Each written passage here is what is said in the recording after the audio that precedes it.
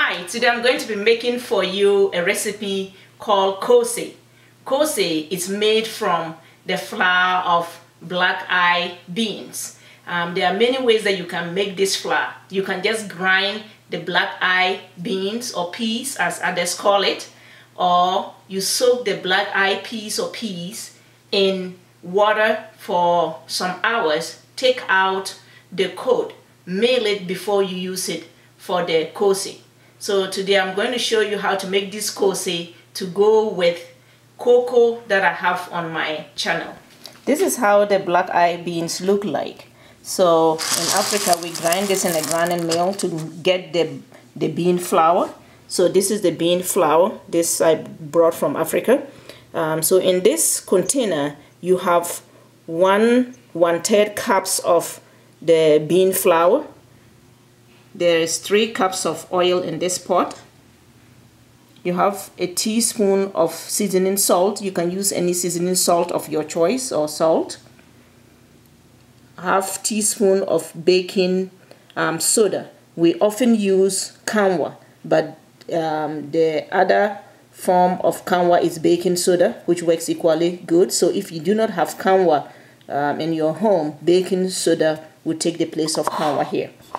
And I have 1 tablespoon of finely chopped up onion, and I have 1/3 cups of water that I'm going to be mixing with the bean flour. I'm using the bean flour, but if you do not have the bean flour, you can use pea flour.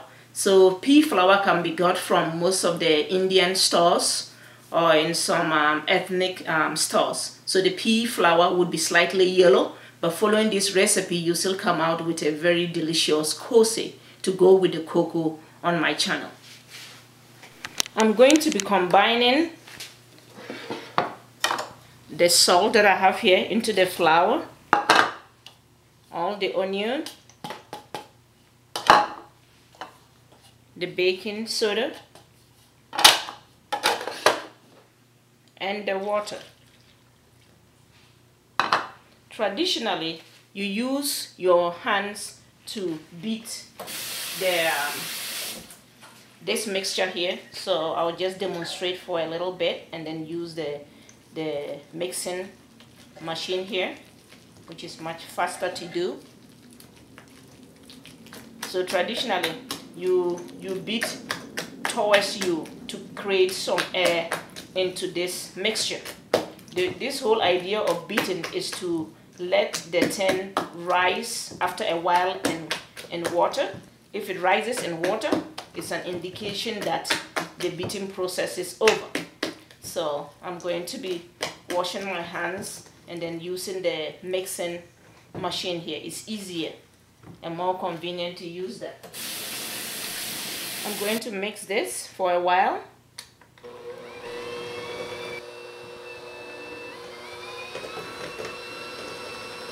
After beating for 5 minutes, you will drop a little bit of this in water, in this, and then when it floats in the water, it's an indication that it's ready for frying. So as you can see, bits of this in water floats on top. So it's an indication it's ready. So I'm going to stop the mixing process and then put the heat on the oil. I've just put the oil on fire. So I'm heating between medium-high, which is between 7 and 8 on most stoves. So when the oil is heated up, I'm going to test it first with a little bit of the mixture here. Growing up, we love to eat the little droplets of the kosee when they are making it. So if you are lucky enough to have a relative or a friend doing it, so little girls, we helped out by fetching firewood for them or making sure that the fire that they're using to make the kosee is burning very well. And after the whole process, they give you the little droplets, which are very crunchy. But when you make it at home, you can make your own little droplets of the crunchy kosee, which I'll be demonstrating as time goes by. I'm going to be using my washed hands, and then I would try a little bit of it to test how hot the oil is. So I'm just dropping little pieces, and as you drop, it flows right away. So these little droplets, this is how you can make them. Little of this butter in your fingers, and you just drop them into the oil. So I'll continue doing this till the surface area is covered up.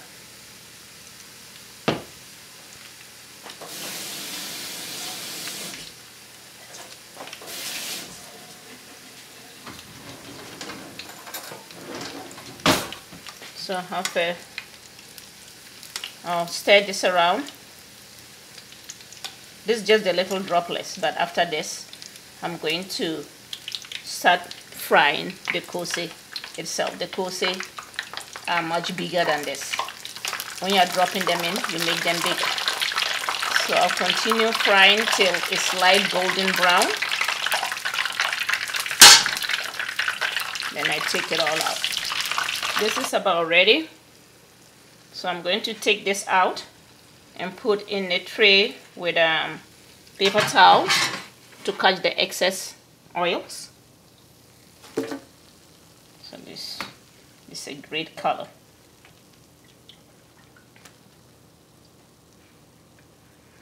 Okay, now I will dip my hands in water again, and this time I'm making the kosee. I'll put a lot inside, no droplets, but if there are droplets that result as I drop them in, that should be fine.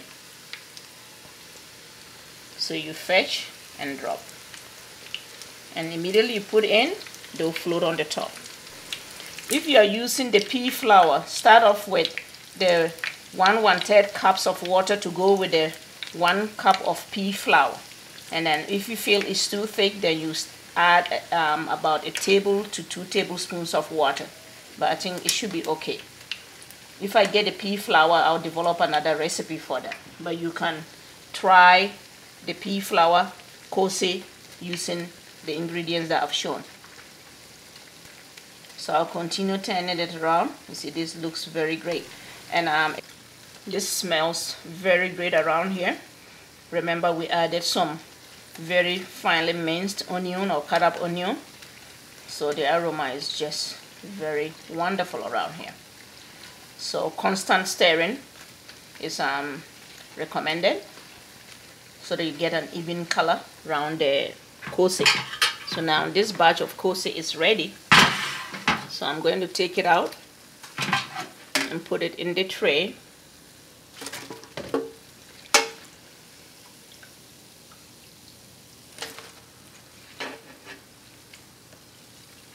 And I'll repeat the process again. Great idea to dip your hands in water and drop the mixture. It forms very different objects, but the kosee turns out very delicious.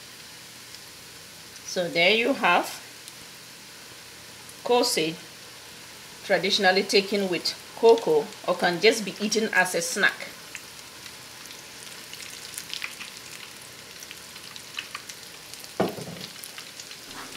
This batch of kosee is ready, so I'm going to take it out and put in the tray with paper towels to absorb the excess oils.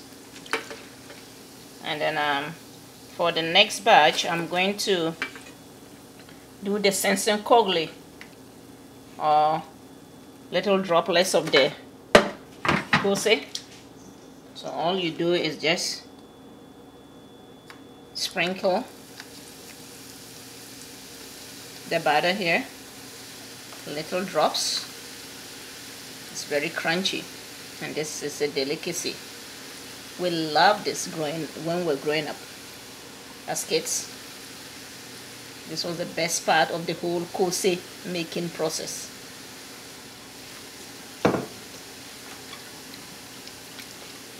And then it's great to stir to separate them so that they don't stick together.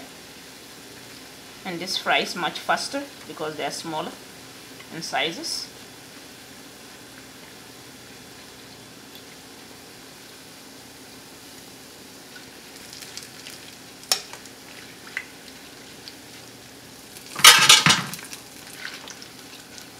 this is how the senseng kogli looks like. It's very crunchy.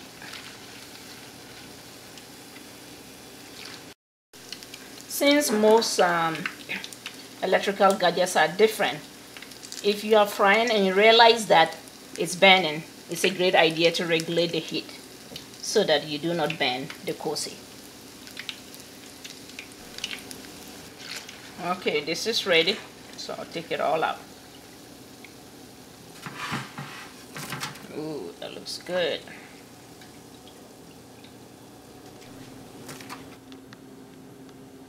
This is the kosee. Traditionally, kosee goes with cocoa, but this is sold in most street corners. You can just eat it as an appetizer or as a main meal. Some people prefer to eat it with a special leaf from my culture called dunkum. I don't know the botanical name, but you mix that with some goat broth with the pieces of kosee. Oh my God, and that's heaven right there. And then this is the little droplets of kosee in my dialect called senseng kogli. That is very crunchy. Let me try one. Tastes good. In its simplest form, and how we eat it at home is you have a mixture of salt, but right now I'm using seasoning salt, and then any chili powder. I'm using chili powder here. You mix it all together and then sprinkle this mixture over the fried kosee. I'm taking some pieces of the kosee here, and then I'll be sprinkling the mixture of salt and pepper, and that's how we eat it at home. When you go to buy from street corners or marketplaces, they just sprinkle the salt and pepper over it and then eat it.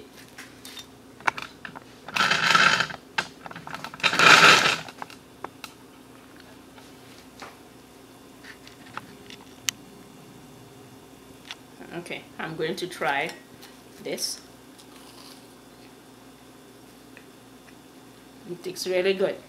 So please come back to my channel for more delicious recipes. Thank you.